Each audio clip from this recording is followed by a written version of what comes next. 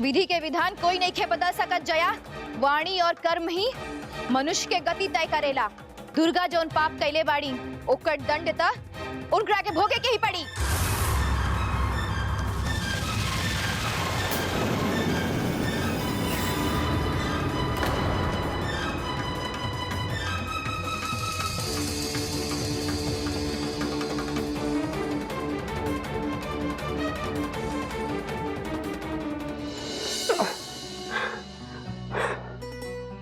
समझ के उठो।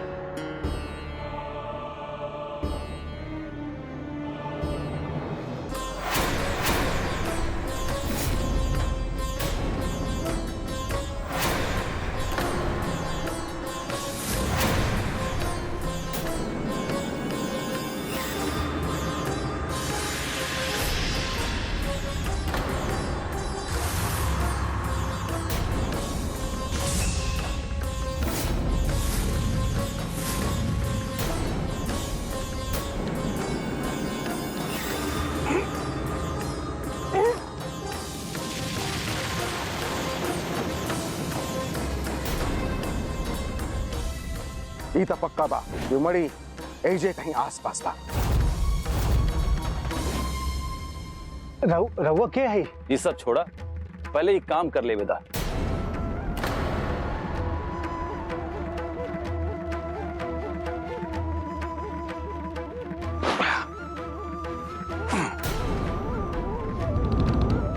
रवा के है और हमने मदद काहे करत बानी? हमरा के अपन मददगार ही समझा। अब चला काम पूरा करे।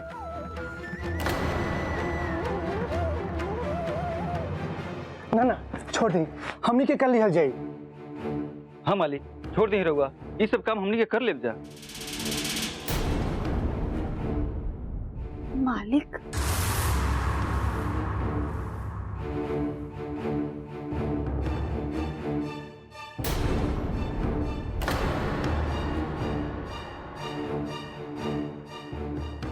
मालिक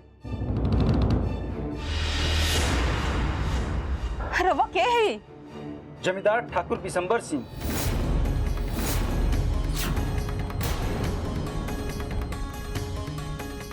अरे बाप रे, ई का अगर जमींदार के एकरा बारे में भनक भी लाग गई तो रउआ लोग कल्पना भी ना कर सकिले कि रउआ लोग के साथे का होई। उ तो सांप के नाम लेवे वालन के जान ले लेवे ले।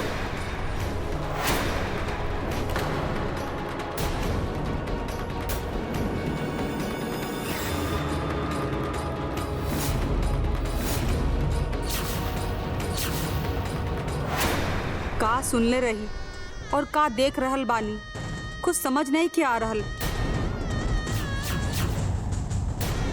कहीं इनका नाग माता के बारे में पता तो नहीं के चल गई। हे मनसा माता, हमनी की रक्षा करब। आशंकित मत होकर जया, हम सदा ही तोहार रक्षा करब। तू हमार रक्षा कैलू, अब हम तोहार रक्षा करब। धर्मो रक्षत रक्षिता, किंतु सावधान, विशंबर तोहार मित्र कभी नहीं खन हो सकत। जया हाथ धुला दो। मालिक हम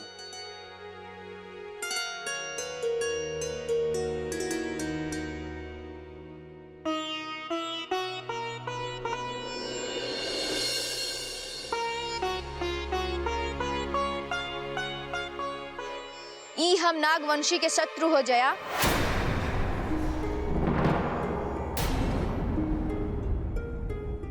मालिक हाथ पोछ। हमनी खातिर इतना कुछ करे के का आवश्यकता रहे? अरे भाई ऐसा कुछ नहीं की कैले, तोहरा के देख के हमरा लगल कि तोहार मदद कैल जाए, यही खातिर आ गई। यह स्वभाव बा हमार। आखिर ठाकुर चाहत का बाड़न पता ना कहे, हमरा तो बहुत डर लग रहा बा। तोहरा में हमारा अपन बहिन दुर्गा के झलक नजर आ रहा बा। यही तो हमार सौभाग्य बा कि रउआ हमरा के अपन बहन कहनी, वरना कहाँ रउआ एको जमींदार और कहाँ हमनी एगो गरीब किसान मालिक। मालिक ना बहन, भैया कहा, भैया। राहुल के दिल तो बहुत बड़ा बा, काहे में संकोच लग रहा बा कि राहुल निसंकोच बोला बोला। रहुआ हमनी के सेवा करे के मौका दे, हमें झोपड़ी में चल के भोजन। काहे नहीं, चल हम चला तनी। बस जौन हम चाहत रही उहे हो रहल बा। अब ई लोग पक्का हमरे जाल में फंस जाई।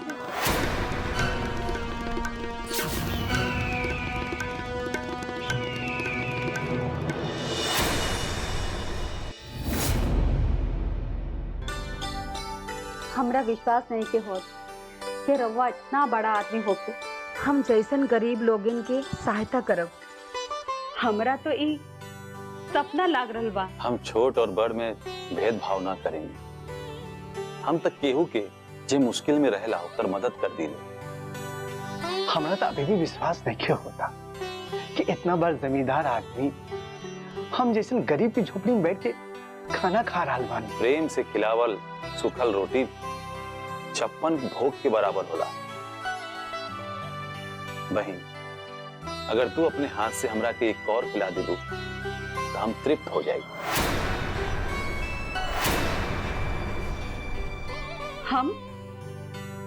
हम अपने हाथ से?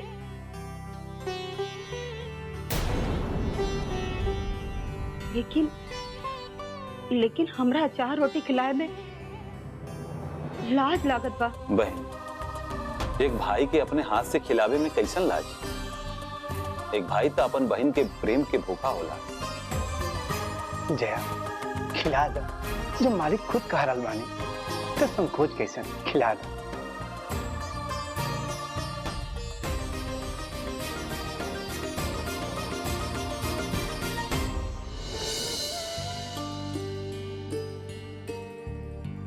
आहा, आनंद आ गए। बहुत स्वादिष्ट बा। बहन, तुहार प्रेम और स्नेह के तो मोल हम नहीं चुका सकत, लेकिन हम अपना ऊपर कोनो कर्ज भी ना रखीला। शंकर, लावा। बहन, ई रखला। ये का है भैया? ये सोना और चांदी के सिक्का बा, तोरे खेती में काम आई। हम ठीक बहुत गरीब बानी मालिक, चुका ना सकब। तो तोरा के चुकावे खातिर कौन कहता? ई तो एगो बहन खातिर भाई की तरफ से एगो भेंट है। हाँ, अगर तोरा के स्वाभिमान पर लगा था तो जब हो जाए तो चुका दिया। और वैसे भी हम अगर केहू के कुछ दे देनी तो ओकरा के भुला जाए। अरे ना ना भैया, हम ही नहीं रख सकत, रवा ले ली। ना भाई, हम कहीं ना रख ला।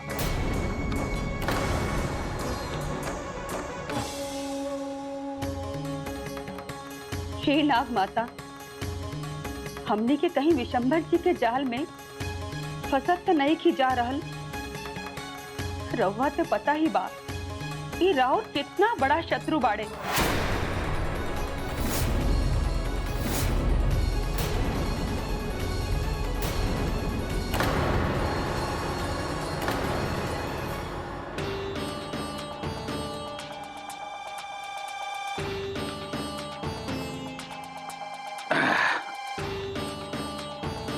अच्छा, तो हम चला था।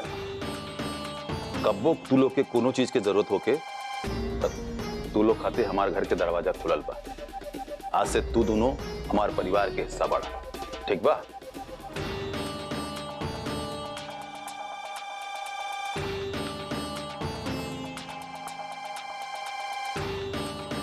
और हाँ, आज से तू हमरा के मालिक मत कहिया, भैया कहिए। का कहबा? भैया। शाबाश, चला था।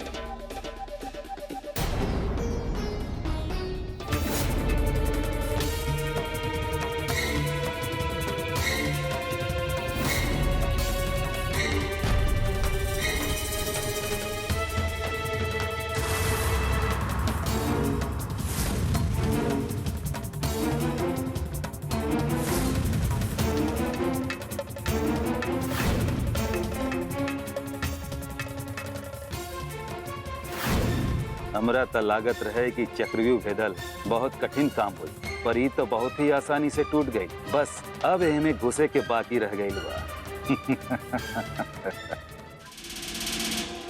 नागमणि तोहरा खातिर दिन का खाब बन के रह गवा भैया।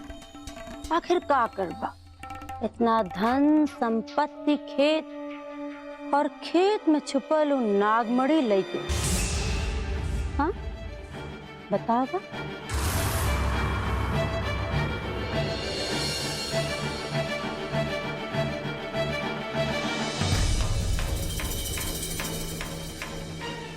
माँ जी तनी अचार दे दी ना।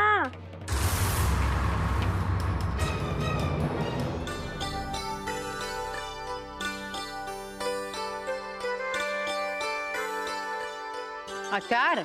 अरे नाना, अब कुछ महीना तक अचार विचार सब बंद। ये गरम करेला होखे वाला बच्चा के बुरा असर पड़ी। अब तोहरा के सिर्फ मेवा, फल, दूध, घी खाए के बा। अब हमरा के एकदम गोल मटोल बाल गोपाल चाहिए, बुझलू? अरे माँ जी तनी सा अचार खाए से बाल गोपाल पर कौन अंतर पड़े वाला बा।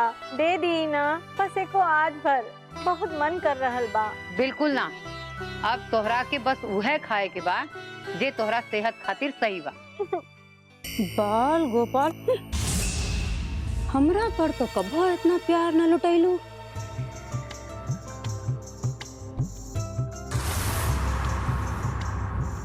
इस सब्जी खा, अचार का मन ना हुई। जोन बाल गोपाल खातिर इतना प्यार दिखा रहल बाड़ू ना माँ, वो बाल गोपाल तोहार सपना रह जाई। हमरे रहते ई घर का वंश बेल कभो आगे नइखे बढ़ सके, कभो ना। तोहार बाल गोपाल का आवे से पहले ही खत्म कर दे,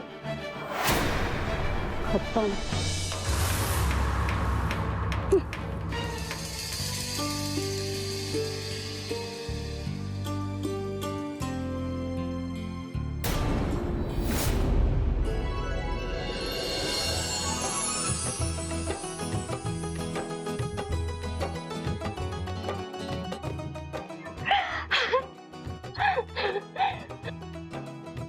हे मनसा माता, राउर महिमा अपरंपार बा। रउआ हमरा घर में अपन घर बसा लेला बानी। रउआ साक्षात हमरा पर कृपा कर ले बानी। रउआ के अपन घर में देख के हम धन्य हो गए मरन माता, हम धन्य हो गए बानी। ए सुनी जी, यहाँ आई। अरे का भाई इतना काहे चिल्लात बाड़ू? देखी ना, मनसा मैया हमरे पर कृपा बरसाइले बानी। बाहर मती मारी गई बा, मामी दे के खुश हो रहल बाड़ू। अरे बिशंबर जी के पता चल गए तो उनकरा के कितना बुरा लागी कि जेकर हम मदद कैली वो हमारा दुश्मन के अपने घर में रख ले बा। रुका, अरे ये क्या कर रहा बानी? नाग माता का घर तोड़ रहल बानी।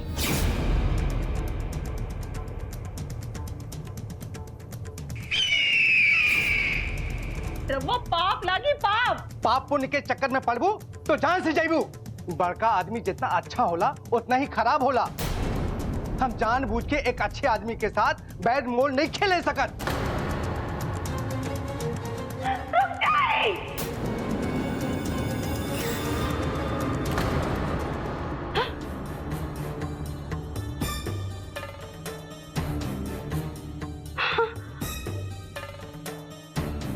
नाग माता का ई हमार भ्रम रही का है कि वो तो खेत पर गईल बाड़न। ई हमरा नाग माता के इधर से उनका नजर से बचावे के पड़ी।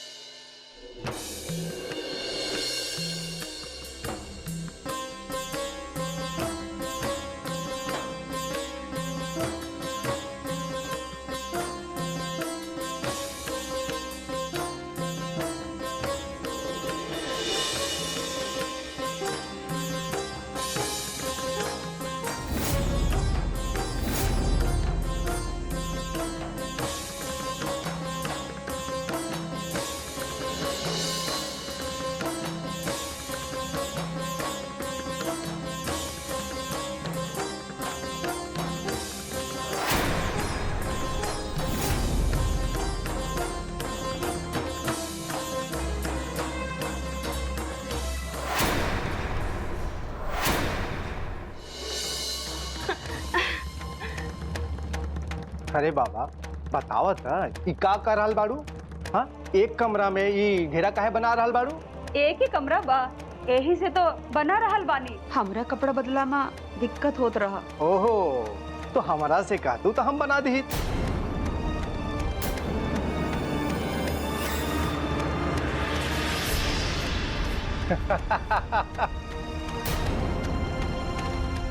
अरे बाबा हटा, गुस्सा मत करा, हम ठीक कर देता नहीं।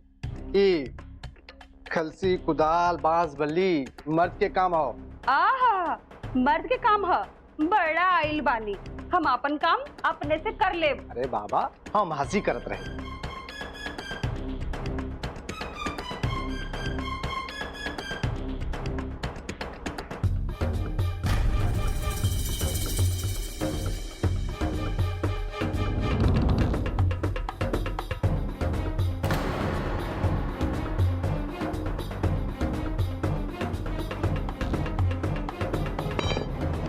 वाह वाह, बाहर घेरा तैयार हो गई। ना ना ना, रवा उन्हें नेके जाई के। काहे? अरे काहे का? घर में एगो कोना औरत खातिर भी रहे के चाहे के ना, बोली? अच्छा बाबा, ना जाई तोरा कोना में, अब खुश?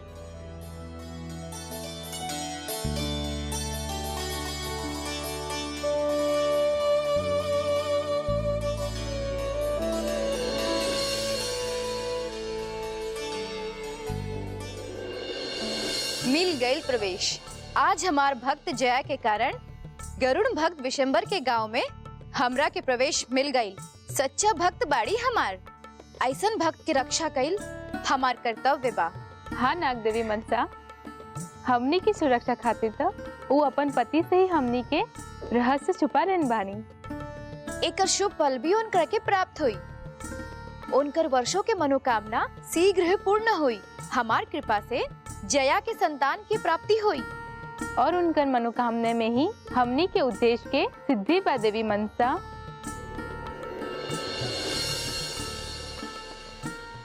ना, तहार इच्छा कभी पूर्ण नहीं हो सकत मनसा, कभी ना।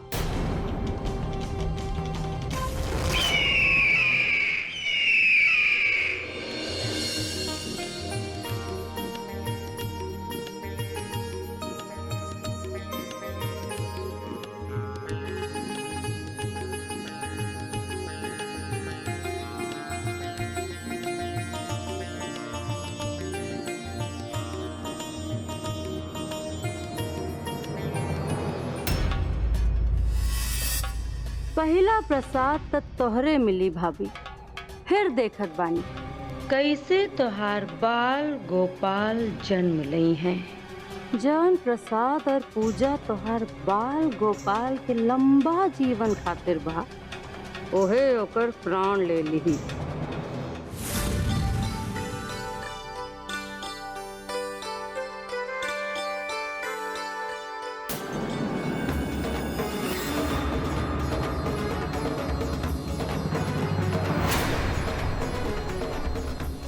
ई के रखले बा? पपीता कोनो प्रसाद होला? अरे गरुड़ भगवान के भला पपीता प्रसाद चढ़ावल जाला? आखिरी के रखले बा? हम रखले बानी, हमका का पता। हम सोचने की ये भी तो फली है तो रख देनी। माने की पड़ी तोहार दृष्टि के माँ, लेकिन कब तक बचेबू अपन बहू के हमरा चाल से? कभी तो ऊट पहाड़ के नीचे अइबे करी। हमार ई चाल न सफल भइल तो कौनो और हुई।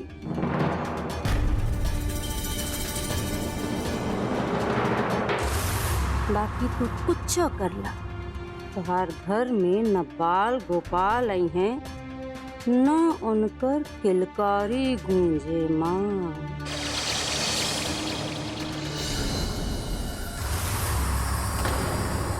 दुर्गा, अरे का मुस्कुरात बाड़ू? माँ, तोहरा लागत बा हम मुस्कुरा रहल बानी? अरे हम तो ई सोच में पड़ गई कि पपीता गरुड़ देव के चढ़े चाहे ना चढ़े, इतना से बात पे सबके सामने हमरा के अपमानित करे के कौन आवश्यकता रही। हम जानत बाटी तोहरा खातिर बहू अपन बाड़ी, हम तो पराया बानी ना।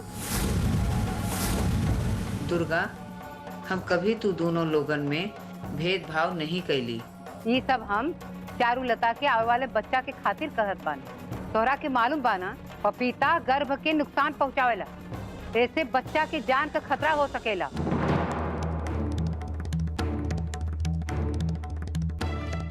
दुर्गा,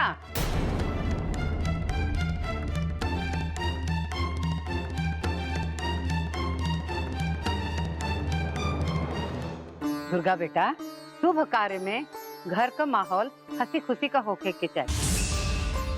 अब तनी मुस्कुरा दे बेटा। अरे का लड़कियन मतिन करत पड़ी, मुस्कुरा दे। मार रानी बेटिया।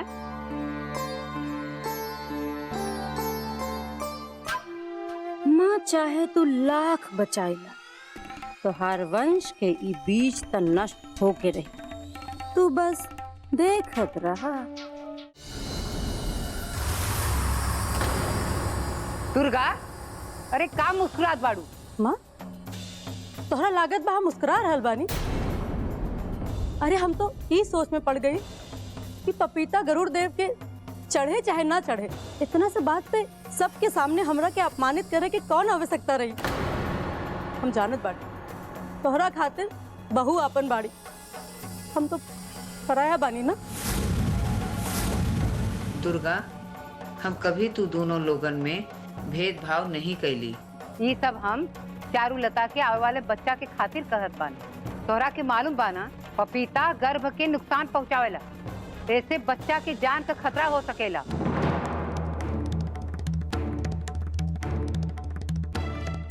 दुर्गा,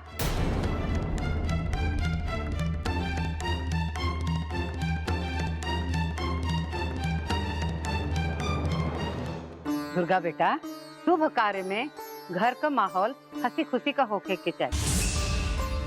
अब तनी मुस्कुरा दे बेटा।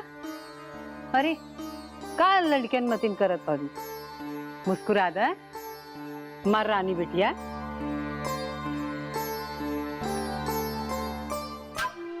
माँ चाहे तू लाख बचाइला, तोहार वंश के ई बीज त नष्ट होके रही, तू बस देखत रहा। बहू, भगवान के भोग लगावा और आरती करो। जी माँ जी।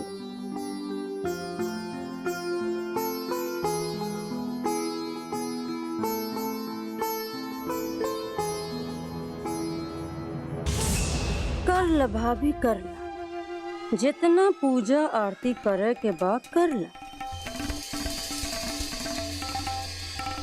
बाकी भगवान तोहार बच्चा के बचावे ना आई, तोहार सालों के साथ साथ ही रह जाए।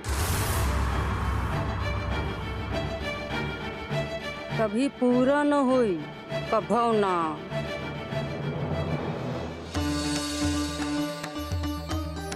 हमारा आशीर्वाद कभी निष्फल न हुई चारुलता। तहार संतान प्राप्ति के मार्ग में कौनो बाधा उत्पन्न नहीं खेकर।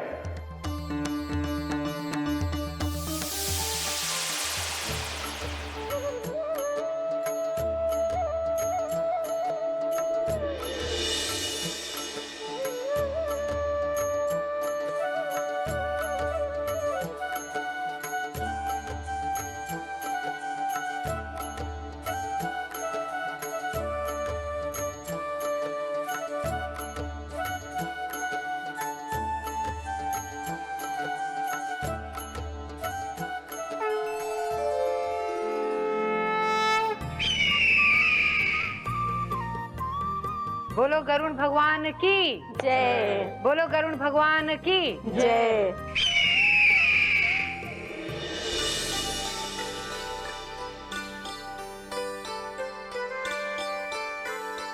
अरे अरे संभल के भाभी।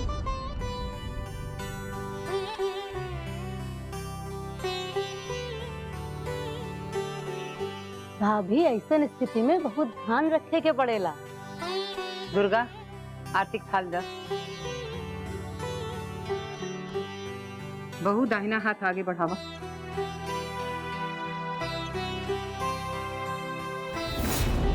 कि गरुड़ रक्षा कवच हुए और ऐसे ना तुहार और तोहरे बच्चा का रक्षा हुई। अब ठीक बा। रुक जा दुर्गा। आशीर्वाद के रस्म का पहला टीका ओके लगावे के होला जेकर गोद पहले से भरल होके या तो फिर ओकर पति करेला। बहुत महंगा पड़ी माँ, बहुत महंगा पड़ी। पूरा परिवार के सामने अपन बेटी के ऐसन अपमान कभी न भुलाई बा। आशीर्वाद देवे की ई रस्म अभिशाप बन के रह जाई, अभिशाप बन के। विशंभर, ओ विशंभर, दुर्गा तनी भैया के बुला के ले आवा।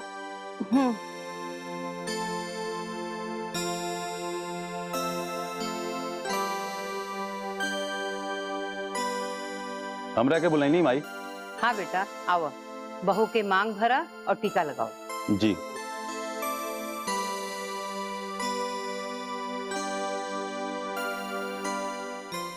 मुस्कुराइला, बाकी तोहारी मुस्कुराहट बहुत दिन तक ना रही। सब अरमान धरल के धरल रह जाई।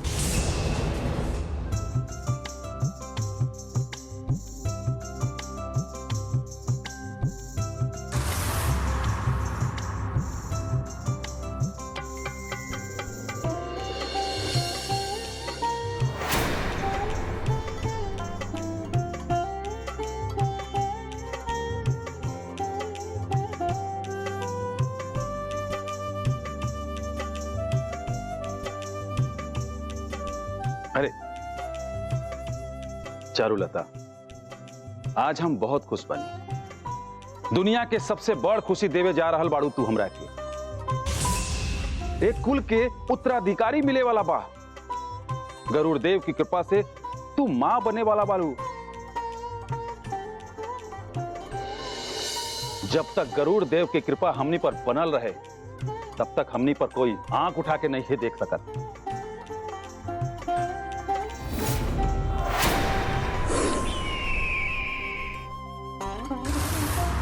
दुर्गा, हाँ हाँ अब टुकुर टुकुर का देख रहल बाड़ू? जा टीका लगावा। हाँ हाँ भाभी, जौन खुशी पर इतना इतरा रहल बाड़ू ना, वो खुशी बहुत जल्द ही तोहार गर्भ में दम तोड़े वाला बा। दुर्गा जा। हाँ हाँ थोड़ा मुस्कुरा दी भाभी, अभी से नेक देवे के डर से डर गई नी का। थोड़ा सा टीका गाल पे भी लगा देत बानी, राउर गाल की लाली और बढ़ जाए और सब भी होई। राउर बाल गोपाल के बधावा कब बाजी ननद जी, कब दुआरी पे सोहरों की। भाभी रहो ना। बाल गोपाल के नाम पर लजा कह गईलू। बातें ऐसन रही काहे? लजाइल तोहरा स्वभाव नहीं खे ना। ऐसे ही पूछनी। खबरदार जो आगे से ऐसे कुछ कहनी। कभी ना कभी, कभी ना कभी ना कभी ना कभी ना। नवीन कहीं की। कल से शुक्रदेव अस्त हो रहल बाड़ा, तो आज ही चढ़ावा दे देवे के हुई। दुर्गा तू बहू के साथ चल जा। हम कहे जाए? भाभी साथे कोई और चला जाए। दुर्गा चल जा। हाँ हाँ भैया, हम जा रहल बानी। तू लोग देखा, हम जाता नहीं। हाँ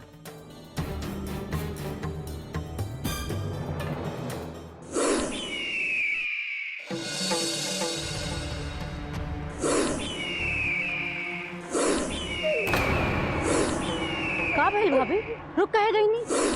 ये आवाज सुन रहल बानी रहुआ, हमरा बहुत डर लग रहल बा।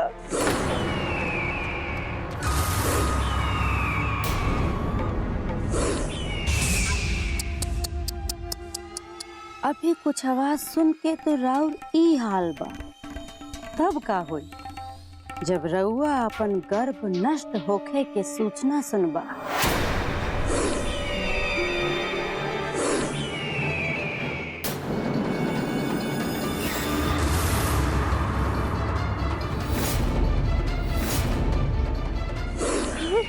कुछ कहने का।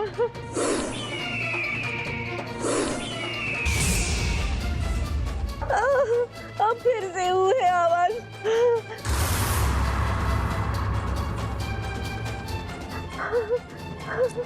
भाभी हमरा तो कौनो आवाज नहीं सुनाई दे। ई राउर मन का वहाम होई। चल ना, हमरा कोनो वहम नहीं क्यों। सच में आवाज सुनाई दे रहल बा। तबो रहुआ डरे के कोनो बात नहीं के। भाभी देखी, रहुआ कलाई पर गरुड़ रक्षा सूत्र बंधल बा। माँ कहले रही ना, एकरा के होते कुछ भी अनिष्ट नहीं हो सकत। अच्छा चली चली ना, हम बानी ना। चले भाभी।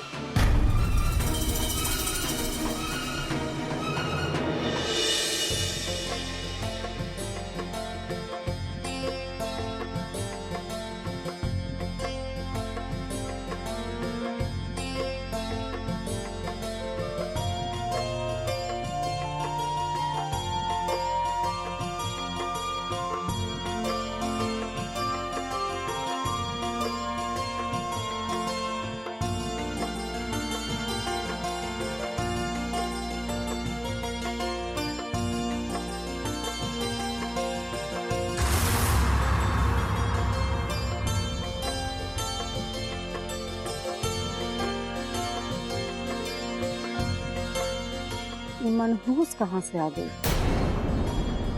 रहुआ जब भी मिलने कुछ शुभ ही भइल बा। वो दिन भी रहुआ देवी समान सामने आके हमार साड़ी काट में से निकल ले रही। देखी, आज ही शुभ मौका पर मिलनी तो आगे भी कुछ शुभ होके वाला हो। हाँ भाई। वाह भाभी, रहुआ तो हर स्त्री देवी लागेली। ई दरिद्र के मिले से भला केहू को का भला होई। हाँ भाई, ये तो सत्य कहत बानी। रवा इतना बड़ा लोग बानी, हमनी के कौन मेल। अरे ना ना, भगवान की नजर में तो सब एक समान होला। अगर ऐसन बात बा तो इनका घरे चले के। ये तो सही करनी ननद जी, चलिए चले। पर हमार घर तो बहुत छोटा बा। कोई बात ना, चलिए। लेकिन भाभी इतनी की देर हुई। अरे ना ना, चलिए चल।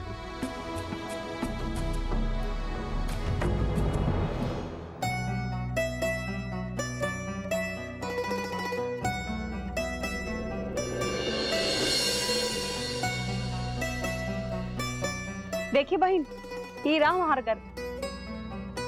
बहुत सुंदर बा, अति सुंदर। हाँ हाँ, काहे ना, इनका घर कोनो राजमहल से कम थोड़े बा। हम नहीं की जानत कि राजमहल में कैसन सुख मिलेला, किंतु हमरा खातिर हमरा घर कोनो राजमहल से कम नहीं खे। आई बहन, आई।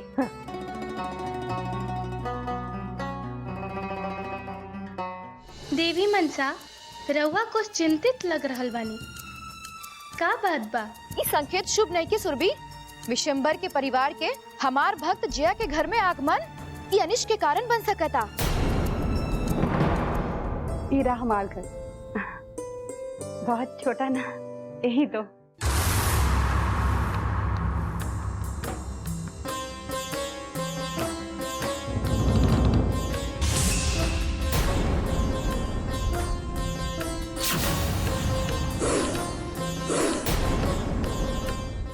देवी मनसा, रउआ कुछ चिंतित लग रहल बानी।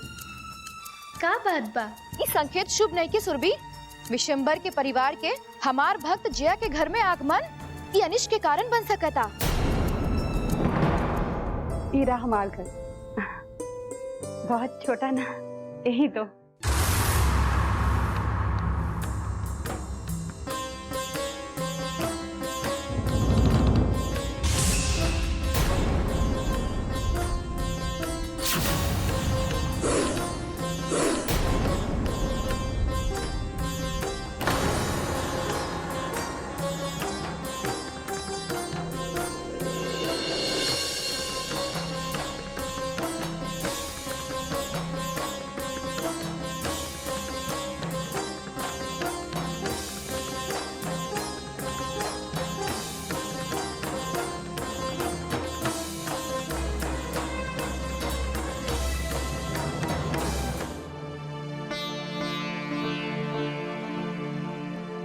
तो रउआ कुछ कहत रही। ना ना, ऐसे ही यही कि हमार घर बहुत छोटा बा।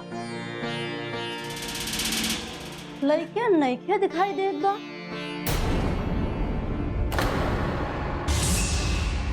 ब्याह के 10 साल बाद भी बच्चा ना भई। मतलब तू बांझ बाड़ू? दुर्गा, बच्चा ना है तो हो जाई। हमरो तो बिया के कई साल बाद हो रहल बा। लेकिन भाभी,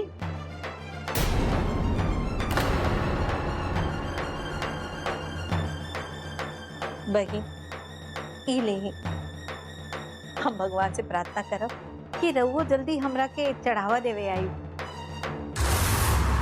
लिही। ना भाभी, भविष्य में का होखे वाला बा हम नहीं जाने, लेकिन अभी एगो बांझ के चढ़ावा ना देवे।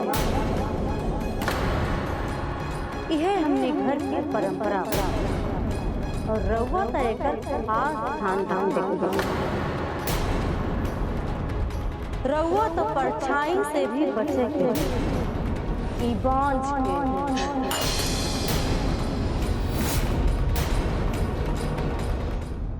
हमरा के क्षमा कर दी भाई। हम आपन घर के परंपरा के विरुद्ध नहीं जा सकत, लेकिन आप भगवान से प्रार्थना करो कि रउओ जल्दी माँ बन जाए। चलत बानी। अभी चढ़ावा का का होए भाभी? ए पर तो एगो बांझ के दृष्टि पड़ चुकल बा, दूषित हो चुकल बा।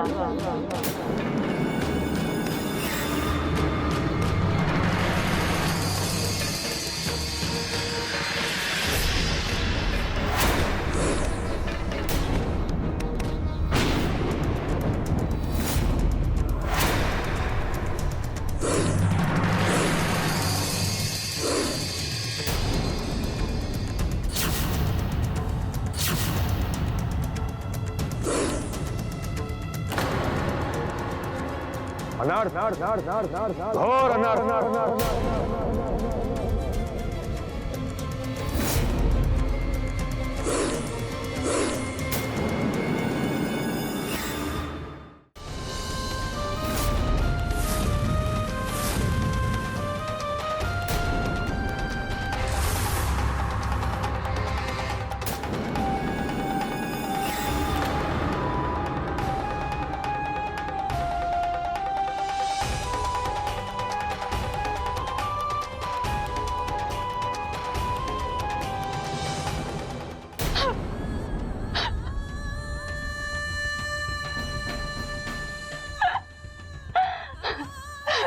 नाग माता, ये लोग का क्षमा कर दे।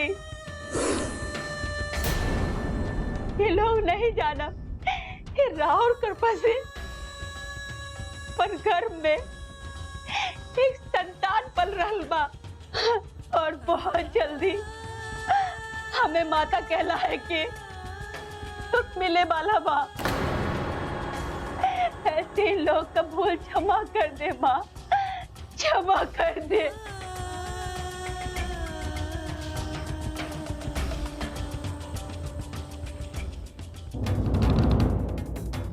विधि के विधान कोई नहीं खे बदल सकत जया। वाणी और कर्म ही मनुष्य के गति तय करेला। दुर्गा जोन पाप कैले बाड़ी ओकर दंड त उनकरा के भोगे के ही पड़ी।